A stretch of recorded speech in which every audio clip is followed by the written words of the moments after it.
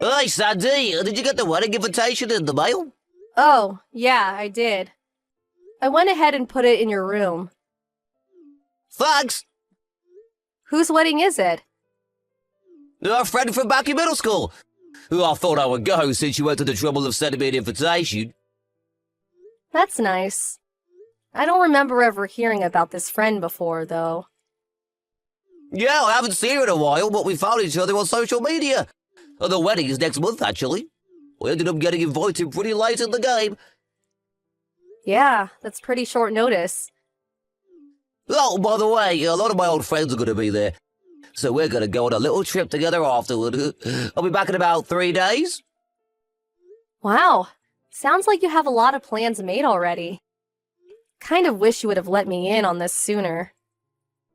Oh, yeah, I should have told you sooner. Sorry you had to find out like this. I was just so excited about seeing the old gang again. We got to talking, and before we knew it, we were planning the trip. I hope you don't mind. I'm not mad or anything. I can understand why you'd be excited to see your old friends again. But thanks for being a good sport, Sandy. But I'm really looking forward to next month. Well, I'm gonna go do some shopping now. Okay, be careful.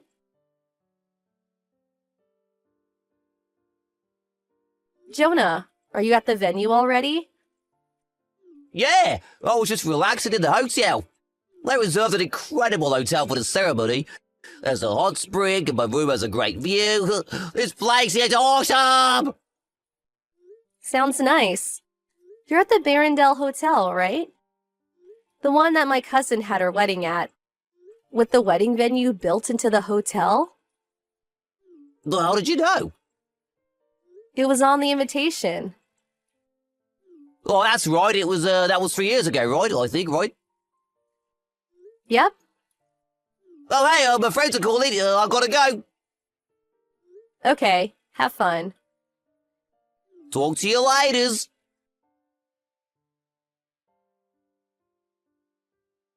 Hey, Jonah, how's the wedding? Has the venue changed in the last 3 years at all? Huh? I don't notice anything particularly different. That was a pretty new facility, so when I think about it, I suppose it makes sense that not much would change in 3 years. Yeah, I guess you're right. But I'm looking at something pretty shocking right now. What? So this wedding for your old friend, you're the groom, aren't you? You looked so happy in the chapel just now when you exchanged your vows. I haven't seen you look that happy in a while. The invitation you showed me was a decoy to keep me from being suspicious, wasn't it? What? Of course not! Hey, what's up with you? Is something wrong? Well, I'm just at the wedding as a guest, remember? Hey, the reception is going to start soon. Gotta run! Wow, you're really dedicated to the bit. How long do you plan on keeping it up? Bit? What bit? You know, your whole story about your old friend. Huh? Maybe you should just ask your bride about it yourself. I told Rachel everything. You what?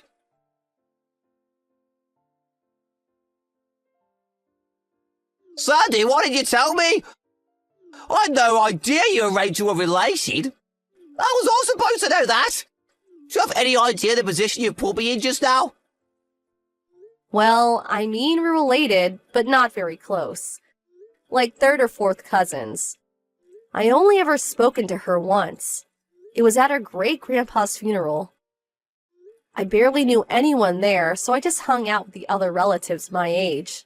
Like, we're not even close enough for her to invite me to her wedding. Then how did you know? My great-aunt was invited to the wedding. She saw you go into Rachel's room at the hotel yesterday. She sent me your picture and asked, "Hey, isn't this your husband?" When I saw that, I jumped right in the car and drove to the venue. I sat in the very back row during the wedding. I wanted to see it with my very own eyes. Oh, boy. She probably didn't recognize you by name because you were using your old last name on the invitation. After all, you ended up taking my last name after a wedding, because your parents had cut you out of their lives after a big fight a few years prior. You did a good job covering your tracks. I don't think anyone else caught on to you before the wedding. You told your little sob story about your fight with your parents to get her not to invite them to the wedding. And the only other guests from your side of the family were the actors you'd paid to be there. Yes, I know about that too. You're my husband, Jonah. You're a married man. So, I don't want to hear you complain about the position you're in, seeing as how much you lied to Rachel. I didn't mean to. So, mind telling me how this all happened? Since you're still married to me, you can't get legally married to Rachel. You understand that, don't you? I never meant for things to go this far with Rachel. I was only fooling around. But I can't hit it off with her parents while we were dating. Rachel started calling me her fiancé, and well, here we are. You proposed? No. I didn't know this until later. But Rachel's family has this thing about dating where you can only date someone you're intending to marry. All of a sudden, they started planning the wedding. Booking a venue, buying a dress. I just got caught up in it all, and, well, that all led up to yesterday's wedding. Well, that's quite a story. But it sounds like everything is all your fault. Hey, come on. Don't come on me. Give me a break. The wedding was called off, and I'm obviously going to break up with Rachel now, so problem solved, right? Nothing is solved. What do you mean? You actually think there's no more problems here? Well, yeah. Rachel and I are breaking up. You plan an entire wedding with another woman, and you think this can be made okay by just breaking up with her? Well, I did spend a lot of money on the wedding, sorry about that too, but hey, that just means we need to work hard together to pay it off. I'm sorry. Do you think our marriage is going to continue as usual after this? Well, yeah, we are still married, aren't we? I'm divorcing you, you idiot. Why?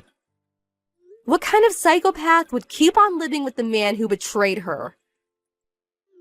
Sandy, let's talk about this, okay? You at your folks' house, right? I'm over there tomorrow. Don't you dare. Stay away from me, you lying, cheating moron. Sandy, I'm not a moron.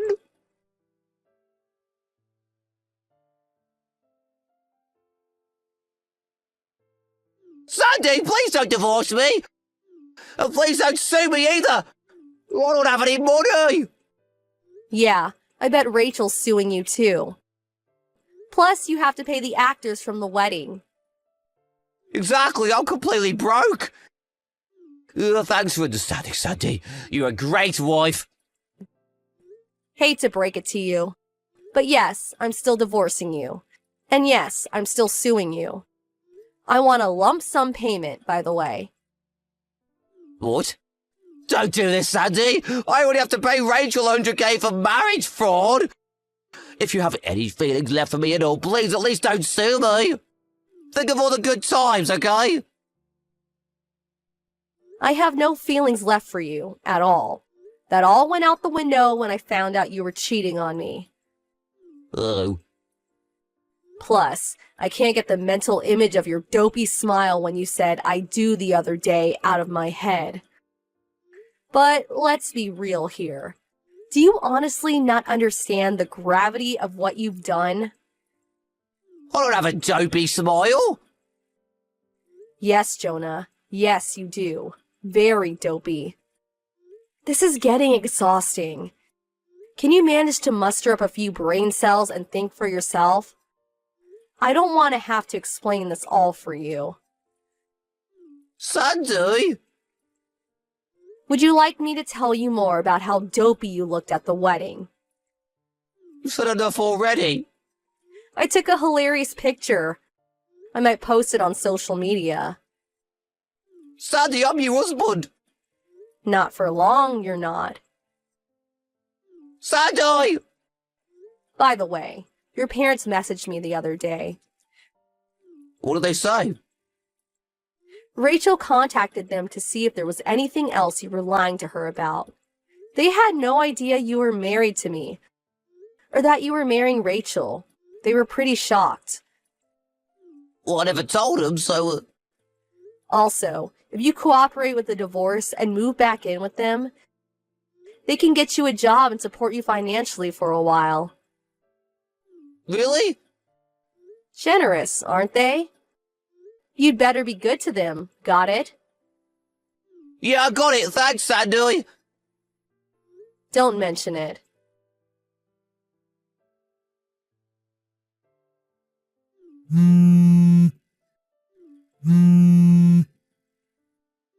Sandy, I'm being kidnapped. I just got thrown into a black battle van. Huh? I went to my parents' house yesterday. I thought I was going to be able to live with them.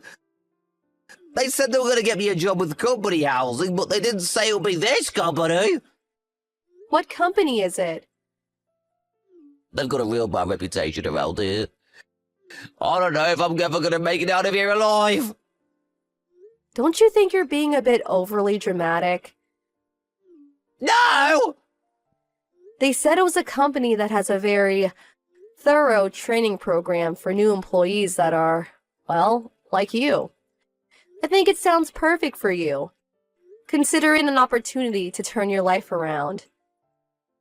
How can you be so optimistic about this? Anyway, why are you contacting me? You paid the lawsuit judgment. Our divorce is finalized, as far as I can see. I don't have any reason to speak to you ever again. But Sandy! Goodbye, Jonah. Sandy! Wait! Enjoy your car ride.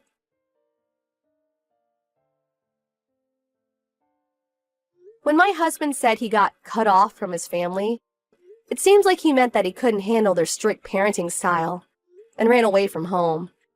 I don't really know enough to say who was in the wrong, but anyway, Jonah started his work and re-education program at his new company. He's having a bit of difficult time adjusting to his new environment. I know because the other day, he called me from a public phone saying, "Please help me." What a loser. I just said, "You're pathetic," and hung up the phone. He tried calling Rachel too, but she gave him the exact same response. After a few days of crying himself to sleep every night, Jonah seems like he might just be on the path to becoming a semi-decent human being.